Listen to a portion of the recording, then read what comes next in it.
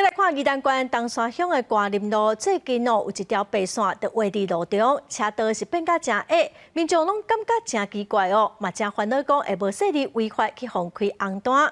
县政府表示讲，这条白线是脚踏车道的线，阁还未完成，即卖先来针对民众的反应来检讨。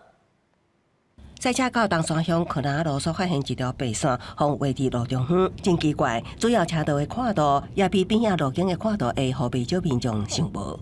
那个明显就是画错了嘛，给 AI 开的路是不是？对啊，就是骑车是没差，但是开车是真的很难走。这边应该要进来一点。真侪车经过的时阵，车辆较会去到过白线，真歹完全驶伫车道内。有民众烦恼会安尼防检机开发，这款的标准应该检讨。实际提皮桥梁发现车道宽度只大约153公分，边仔路径有170公分宽。县政府表示，柯南路最近正在进行标线重回工程，当地设计本来就有汽机车道加自行车道，迄条白线是自行车车道线，目前只画一半，才会出现白线看起来画伫路中央的情况。这个地方是一般的车道跟自行车道并存哈，那我们也会来检视周边的自行车道的系统哈。